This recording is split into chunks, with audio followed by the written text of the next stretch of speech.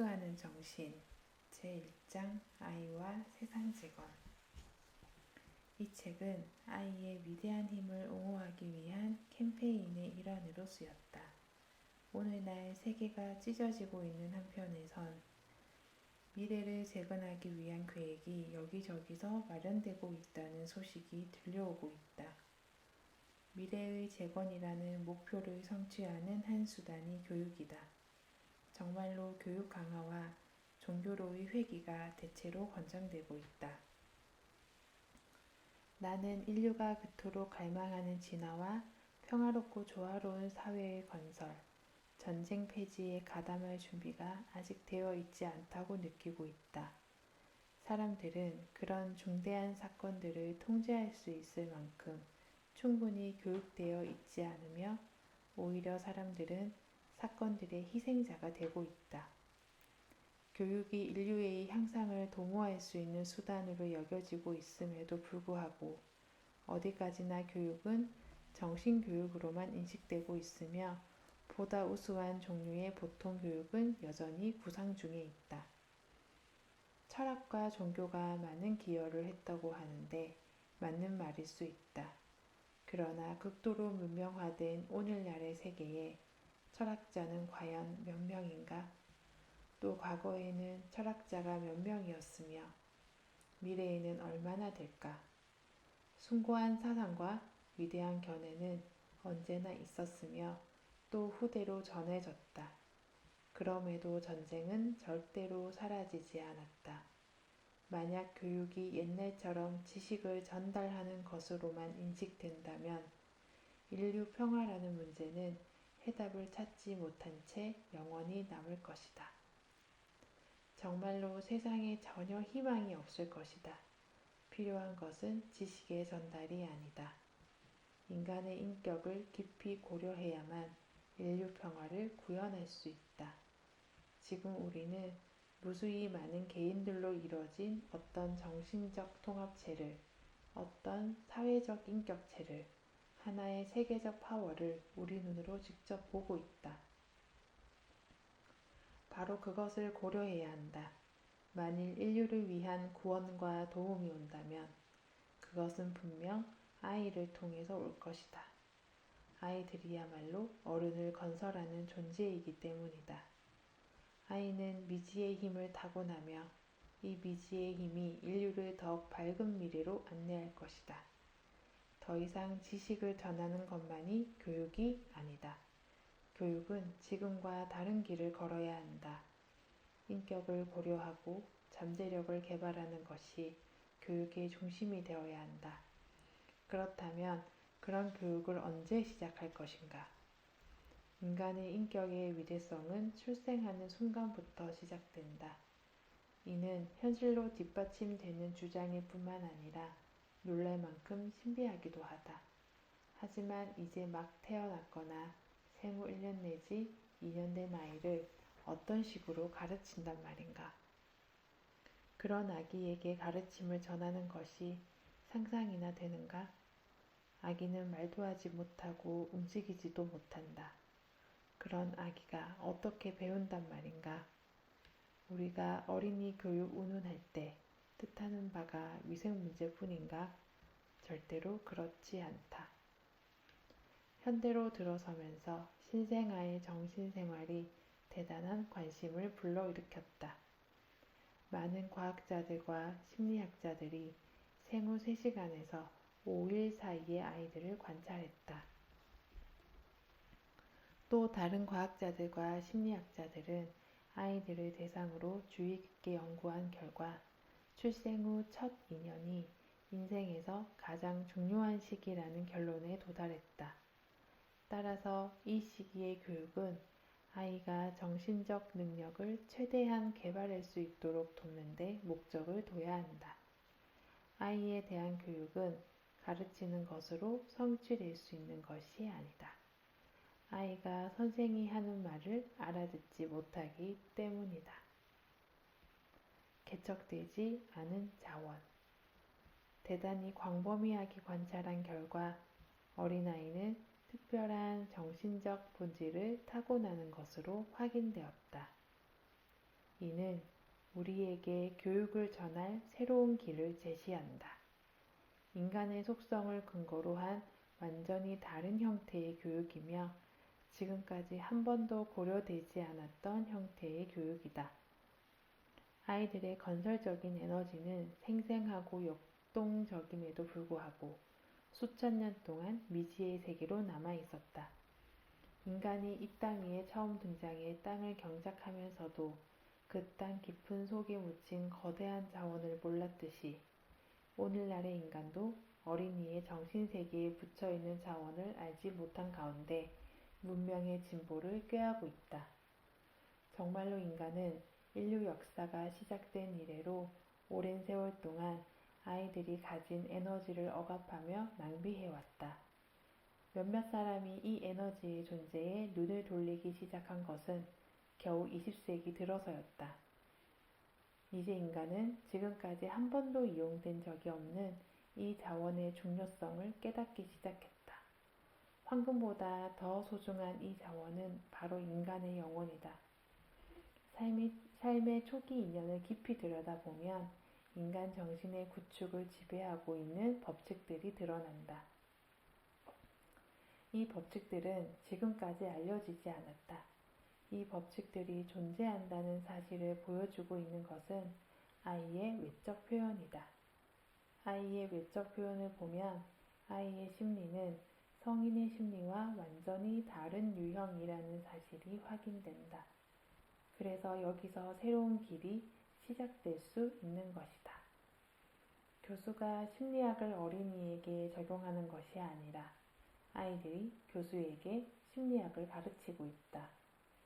모호하게 들릴지 모르지만 조금만 세부적으로 들어가면 금방 명확해진다.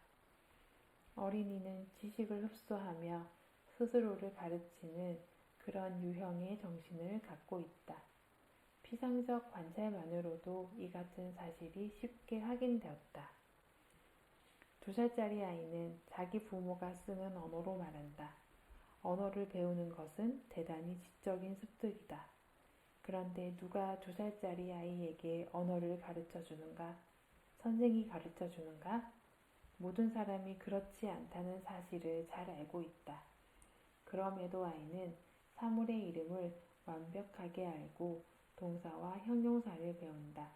이 현상을 연구하면 누구나 아이가 언어를 습득하는 과정이 정말 신기하다는 사실을 확인할 것이다.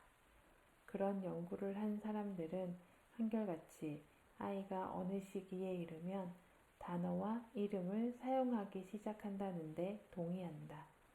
마치 아이가 특별한 어떤 시간표를 갖고 있는 것처럼 말이다.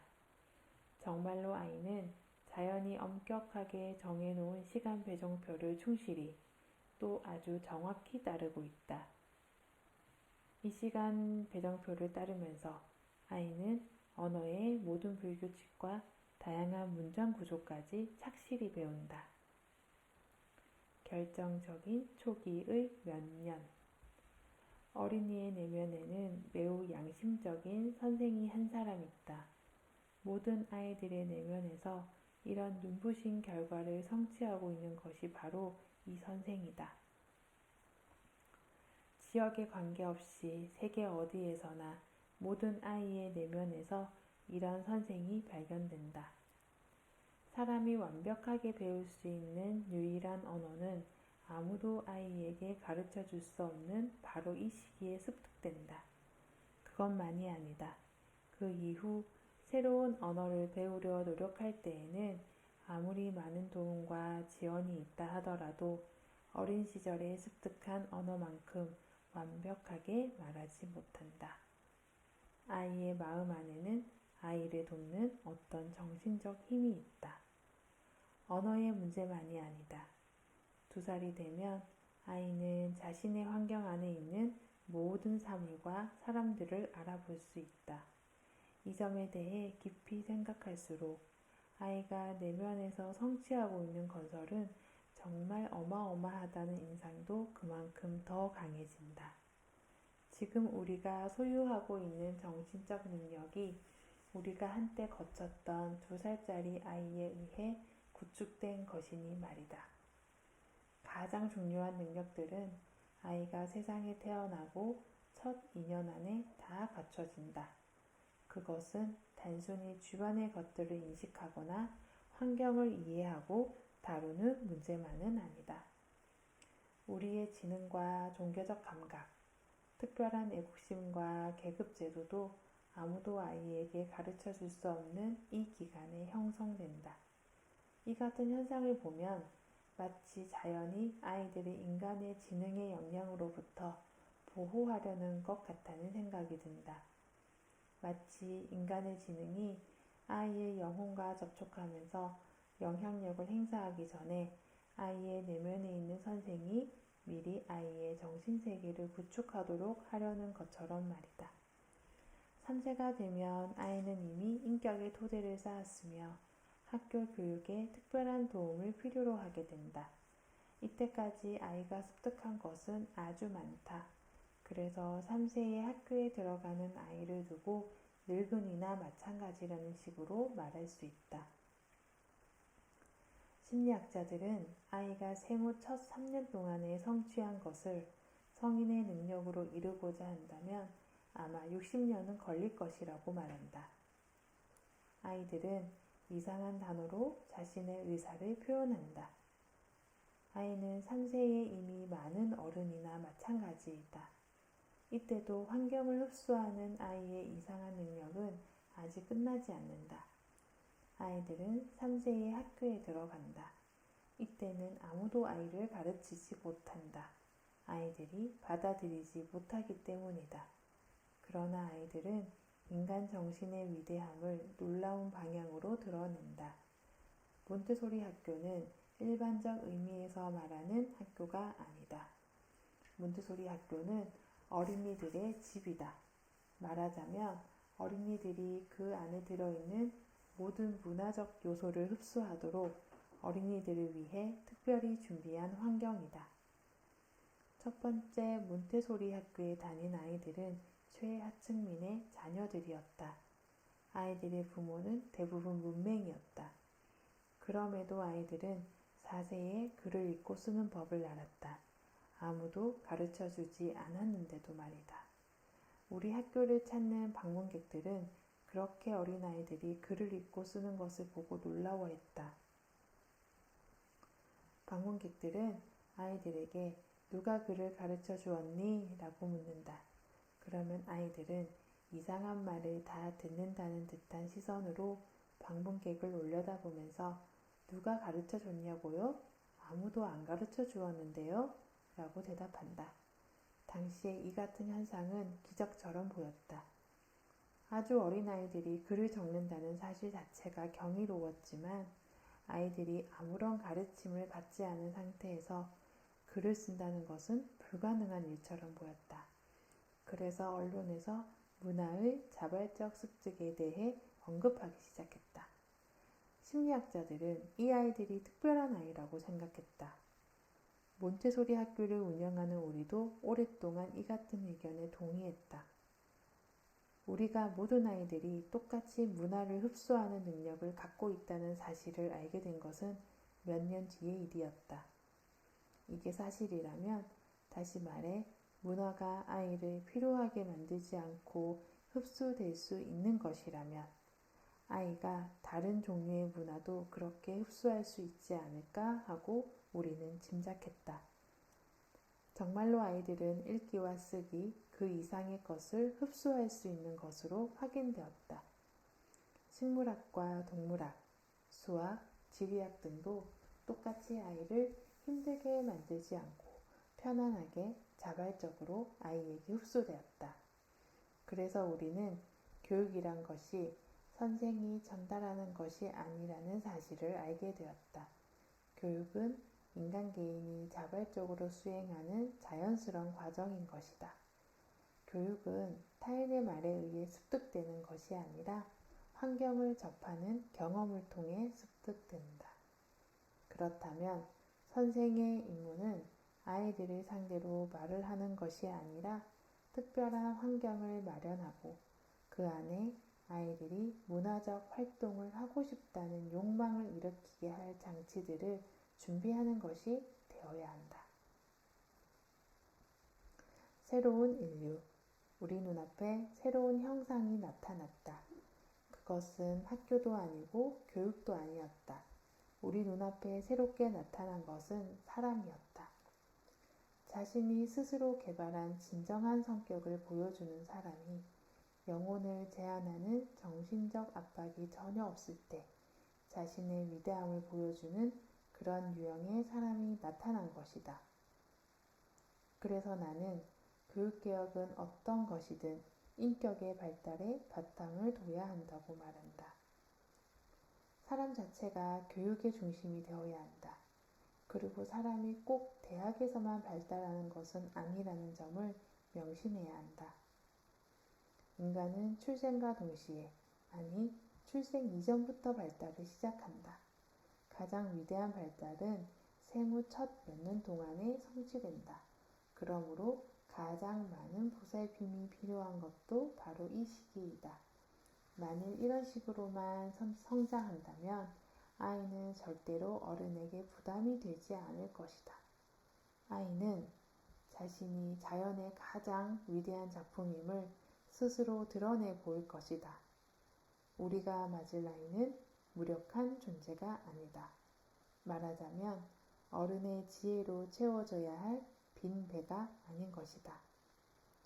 아이가 자신의 지능을 스스로 건설하는 존재로서 말하자면 내면에 있는 선생의 안내를 받으며 기쁨과 행복을 느끼며 정해진 시간 배정표에 따라 지칠 줄 모르고 자연의 경의를 성취해가는 존재로서 스스로를 드러낼 때 그것이 바로 그 아이의 우수성이 진정으로 꽃을 피우는 모습이다.